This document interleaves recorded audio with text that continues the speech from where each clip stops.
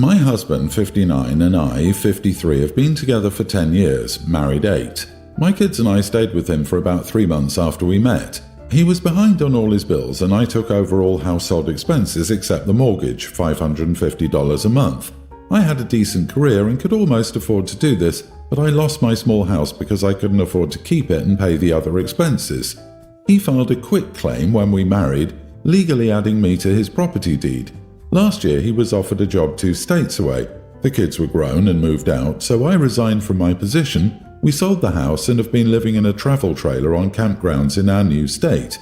We used the proceeds from the sale to buy 2 decent used vehicles, the older model camper we live in, and put the rest in a savings account in my name because no bank will give him an account due to past banking history. We plan to use this to buy property in our new state when we found what we wanted. I found a job making much less than my previous and net about $700 every 2 weeks. His hourly is 2.5 times mine. He still pays no living expenses, and I've had to use a bit of our monthly savings to keep everything paid. The lot rent alone is $800. He's recently started his 4th job since we moved. A month after getting his 3rd job, he told them he was looking for a new one and they let him go. He had nothing lined up and has gone 6 weeks with no paycheck. I put fuel in his truck, bought him tobacco, and kept the bills paid. Friday morning I was leaving to visit my kids in our home state. After leaving for work, he texted and told me to leave him $100 and that he'd be paid on Monday. I only carry a little cash. Knowing at most he only needed fuel for the 30 miles to work Monday morning, I left the $15 I had and headed out. About halfway there, I got another text message that said they were holding his first check and I needed to give him $500 for the week. He got very angry when I didn't turn around and go back to give him the cash I didn't have, and he told me to stay the heck up there. When I got to our home state, I sent him $175 of the $200 in my checking account via Western Union because it was an instant transfer versus 3 or 4 days from a bank account. He called and cussed me out, saying it wasn't enough to get him through the week, even though he's only working 3 days due to a holiday. He again demanded I send him $500. I said $190 should be plenty for fuel, and he again told me not to bother coming back. He said that since I blew $500 over Labor Day for my share of airfare, hotel and rental car to travel with my 2 oldest children, 32 and 30, to attend the unexpected funeral of their father, I owe him that much from savings. Am I the idiot for refusing to send him more than he could need, and almost as much as I bring home in 2 weeks, knowing he isn't paying any bills? Honey, your husband has told you to stay away and I think you should listen to him. Even though he's financially abusive, in telling you to stay away from him, he is giving you sound advice. You need to take control of your own life immediately. Not the idiot for not sending money. You will be if you go back. Do exactly what your husband told you to and stay away. It's his attempt to make her panic and get her back under his control. Unfortunately, I think it's going to work and her life will go on this way, and she will be an old lady with nothing because she gave it all to this tyrant. This dude sounds like a total loser. He can't manage his finances. His history is so bad that he can't even get a bank account and he can't keep a job. OP, he said it to keep you feeling guilty so you feel like you owe him all this, but I think he won't expect you to take his stay there command seriously. And please, for your happiness and good, take it seriously. I think it is indeed the best choice to stay away from him. This financial abuse will end now, and it's not easy at all leaving a situation like this, but try to, OP. Get your career back on track and use your share of the house sale to get a home wherever works best for you and cut this loser loose. You gave up everything to be with this sponge to the detriment of your family. I hope you realize that one day soon. My wife, 29, and I, 30 male, held a gender reveal for our first child yesterday. It was my wife's idea since she, her parents, and others wanted to know the gender. I don't care what gender is as long as it's healthy. My mother-in-law and father-in-law wanted it to be a boy because they always wanted a son but had 2 daughters instead. My wife also wanted it to be a boy, but only because of her parents. She didn't care much either way. It was a small gathering with just a few friends and close family members. After it was revealed that the baby was a girl, my mother-in-law walked away and got very upset, and my father-in-law looked disappointed. After around 10 minutes, I went into the garden to see my mother-in-law crying. I asked her what was wrong, and she said that she really wanted a grandson. I told her I was sorry she was disappointed, but it didn't matter that much, and she got annoyed at me. At this point, my father-in-law had joined us and heard what I said to her. He told me that I should be sad too, since I wouldn't be able to teach the baby about cars. I'm a mechanic, and I joked a few times about getting the baby to follow in my footsteps. I told him she might be interested in cars when she's older, so I don't understand how that's relevant. They were saying many things about what they can't do now because she's a girl, like taking her to sports games and teaching her about sports. They said that I'll be missing out on giving her son the talk and girls. I don't really care that much about that, but what if the baby likes girls? So their argument is pretty weak. They said a few other things about why they wanted her to be a boy, but I just walked away and returned inside. My mother-in-law and father-in-law explained the whole argument to my wife, and she got really angry at me. She said that I should have comforted them and had at least a bit of sympathy. I just don't understand why the gender is such a big deal. Shouldn't they just be happy they're getting a grandchild? Am I the idiot? Not the idiot. If a granddaughter is such a big disappointment that grandma would cry about it, OMG, holy overreaction, Batman, then maybe the grandparents just don't see their granddaughter very much. At all. What a toxic, misogynistic family. Make it crystal clear you never want any of this kind of gender bias spoken of around your children. In-laws need to grow up. Set your wife straight, too.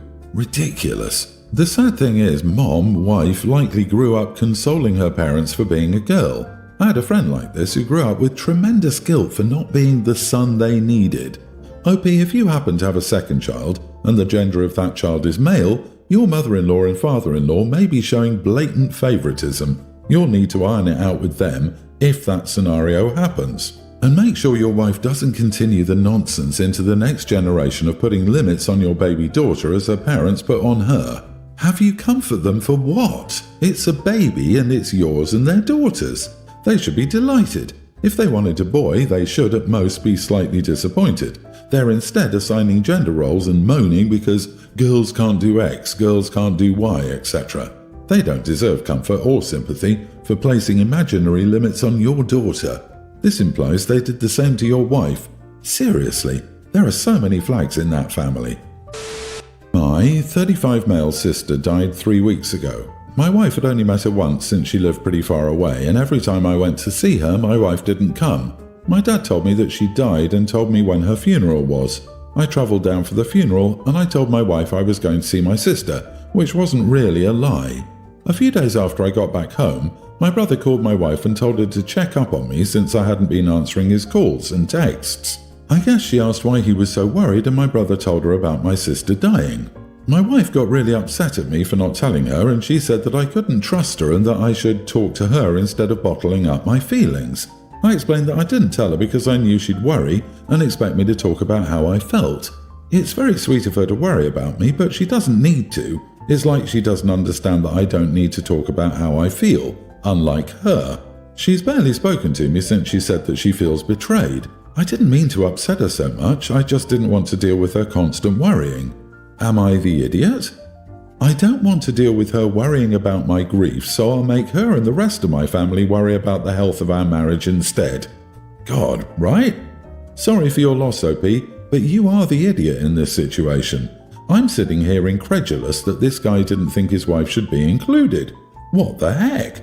All I can assume is that they have an awful marriage. Why else wouldn't you exclude your spouse from a significant life event like this? By trying to avoid the situation, OP has created a new one, and worse. You can try to bury a bomb, but it will still explode. Dude, how could you not tell your wife something as important as, my sister died? You got the news, made travel plans, travelled, went to a funeral, came home, and at no time told your spouse that a member of your immediate family passed away. Whether you were close to your sister or not, that's a significant thing to deal with without sharing it with your spouse. You lied by omission when you said you were going to see your sister and chose not to include that it was for her funeral. And if I were your wife, I'd wonder how many other major things you've chosen not to tell me. I can't imagine being so emotionally constipated that I don't even tell the person I'm supposed to love and trust as much as I would a spouse something like this. Yeah, my personal life isn't your business is an odd attitude towards one's wife. I don't think OP is trying to be an idiot, but man, get therapy. This is profoundly unhealthy, and it sounds like their wife just found out that the metaphorical house of their marriage, which she believed to be structurally sound, is 70% wood rot by volume. When my son Josh was 16, he and his girlfriend Chloe told my wife and me that they were expecting a baby. We were reasonably concerned and upset, but supported the two in whatever they wanted to do. They decided they wanted to keep the baby. Chloe's parents were not supportive and kicked her out of the house. We had her move in with us. My wife and I developed a close bond with her as we helped her prepare for the baby. After the birth of their daughter, Bryn, Chloe and Josh lived with us until they were 22. As they were so young, we helped a lot those first few years as they got their GEDs, went to trade school, etc. It was not an easy road, but it made us all closer. I consider Chloe the daughter I never had. They're now 25 and Bryn is a tween. Last year, Chloe's parents got in contact with her and said that they were sorry, they wanted to be in their lives, etc. Josh and Chloe chose to let them into their daughter's life hesitantly. They've played the part of overcompensating grandparents who try to pretend no time has passed. Bryn is healthy, safe and loved, that's all that matters. They've been standoffish with my wife and I. I feel they're jealous and maybe insecure about how close we are to Chloe and Bryn. We've tried to arrange for times to talk, outings where all four of us can be with Bryn, etc., but they always rebuff. So we've settled to be polite and kind, getting along with them for Bryn, Chloe and Josh's benefit. Chloe and Josh have recently announced they're getting married. She asked me to walk her down the aisle. She explained that while her dad is too, she'd love to have her other dad with her. I was touched. She has called me Papa Sam for a while now and my wife Mama Carol, but I still didn't expect this. I accepted. Now Chloe's dad refuses to walk her down the aisle because I will. He says I'm encroaching on a precious moment between him and his daughter. I said I would if Chloe wanted me to walk her. Chloe has said she doesn't want me to step down and wants her dad there. I've said I'll support what she wants. She's remained firm that she wants to find a way to get her dad on board, so we'll walk her. Chloe's mom said I should step down because of course Chloe won't ask me to. I commented how I'd be just as much of a deadbeat as they were for so long. This made her and her husband angry. My wife feels I fueled this drama and should just step down so Chloe can have her parents there. I've said I won't until Chloe asks me to step down. Am I the idiot? Not the idiot. He just doesn't want to have to explain to people while Chloe is getting walked down the aisle by two people and he's trying to blackmail her with refusing to walk her down the aisle and he's throwing a temper tantrum now that you're not abiding by his demands. A guy like this will probably cave in the end. It's clear that he's the kind of person who cares a lot about putting on a good face and it'll look even worse for him if he's not even walking her down at all. Exactly. You've stood up for this girl since she was 16, and I see no reason for you to stop now. You walk her down the aisle and keep a strong, loving male role model in her life. You and your wife have my total admiration. You are genuinely caring people. I hope the wedding goes well. They are trash parents who do not deserve such a wonderful daughter and granddaughter. It is Chloe's choice, so you should always respect that. I would also suggest you be on guard as they will try to remove you and your wife's voice in all the wedding planning and will possibly try to agitate the whole situation, seeking to have you removed from the wedding. Chloe's parents kicked her out at 16. They deserve to feel bad. Let these people choke on their shame. Congrats to your son and Chloe, as well as you and yours.